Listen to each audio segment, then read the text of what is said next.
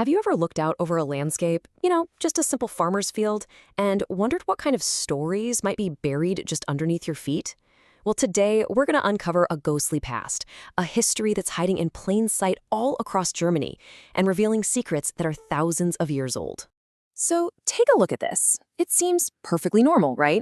Just a peaceful field in Lower Saxony, Germany. You can see the crops all planted in neat rows, a little forest off in the distance. It's a scene you could find pretty much anywhere. It looks like a simple slice of the modern countryside.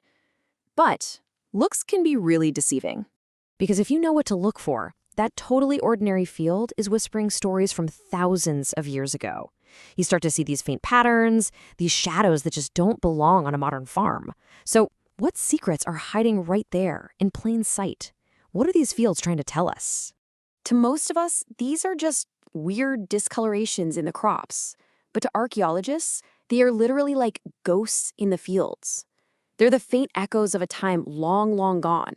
Spectral outlines of entire communities, forts, and sacred sites that have been buried for centuries. Okay, so obviously we're not talking about actual ghosts. They've got a scientific name, crop marks. You've probably seen ancient structures you can still visit, right? But crop marks are different. They're the outlines of structures that have been completely buried, and they're only revealed by how they affect the plants growing on the surface today. They're kind of like history's shadow. And what's just incredible here is how clearly you can see it. Look at those straight lines and those perfect rectangular shapes. That is so not natural. This is the complete blueprint of a buried structure, drawn by nature itself in different shades of green. It's like an X-ray of the landscape showing you the bones of history that are lying just beneath the surface. So how in the world do we find and understand these incredible patterns? Well, this isn't about digging through dusty books or looking at old maps anymore. Today, it's all about being a high-tech history detective, using modern technology to peel back the layers of the earth without ever even lifting a shovel. There's actually a whole field of study for this, and it's called aerial archaeology. It's pretty much the science of hunting for history from above. Archaeologists use everything from small planes and drones to even just freely available satellite imagery to scan huge areas of land looking for these super subtle clues that tell them where to look. So how does this actually work? It's really brilliantly simple. Okay, imagine an ancient fort. It had a deep ditch dug all the way around it and stone foundation walls. Centuries go by, the fort's abandoned, and eventually the whole thing gets buried and turned into a farmer's field. But under the soil, that ditch and those walls are still there. The old ditch is now filled with loose, rich soil that holds a ton of moisture. The buried stone walls, on the other hand, they don't hold much water at all. So what happens? The crops growing on top, right over that water-rich ditch, they grow taller, greener, and healthier.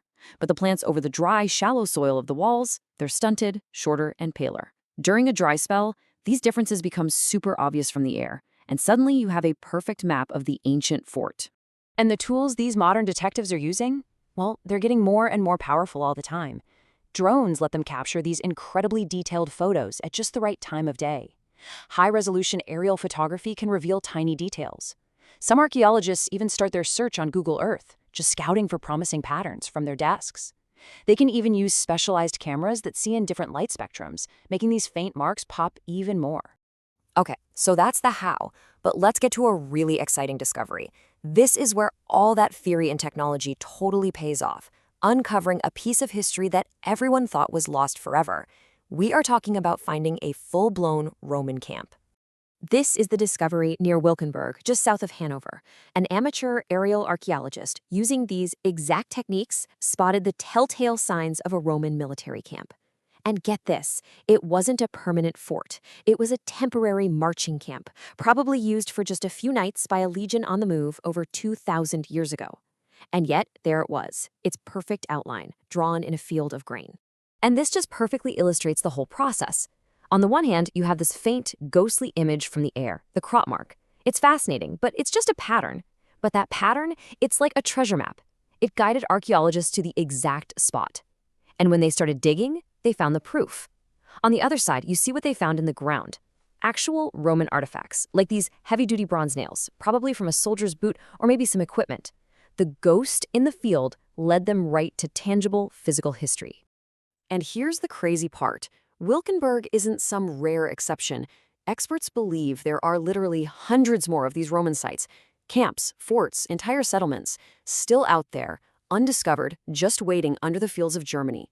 Each one is a lost chapter of history, just waiting for a dry summer and a sharp-eyed observer to bring it back to light. But here's the thing. There's a huge, huge problem.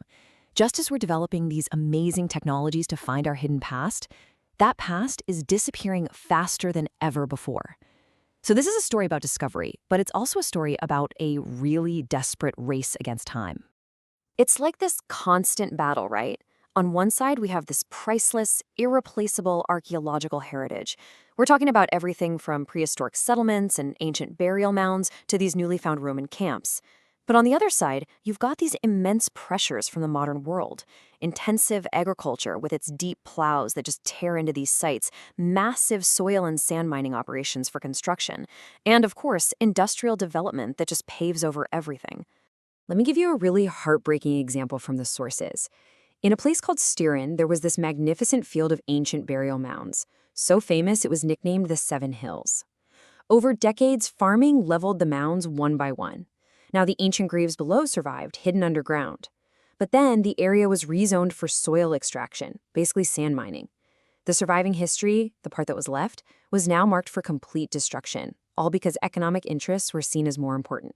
This whole situation led the Friends of Archaeology in Lower Saxony to write this incredibly frustrated editorial, and they used a line that is just staggering. They said that the very law designed to protect historical monuments is being twisted until it becomes a monument removal law. So what on earth does that mean? Well, there's this idea called the polluter pays principle. It means if a company wants to build on or mine an archaeological site, they have to pay for archaeologists to come in first, quickly dig up what they can, document it, and get the artifacts out. It sounds reasonable, but what it actually does is turn preservation into a process of managed destruction. The archaeologists aren't saving the site, they're basically just recording what it looked like before it gets wiped off the map forever. So, what are we really losing in this race against time? I mean, it's more than just a few old pots or some rusty nails. We risk losing entire libraries of knowledge about how people lived, what they knew, and what we could actually learn from them. You know, we gotta remember that history isn't something that's just locked away behind glass in a museum. It's an invisible landscape that is literally all around us. The soil is like a time capsule, holding forgotten technologies, lost stories, and maybe even solutions to problems that we could still find useful today. Okay, let's take one absolutely stunning example, Roman mortar, or cementum. We tend to think of concrete as a modern thing, but the Romans were absolute masters of it. They created a building material so advanced that some of their structures have stood for 2,000 years, while our modern concrete can start to crumble after just 50. The secret? It was all in the recipe.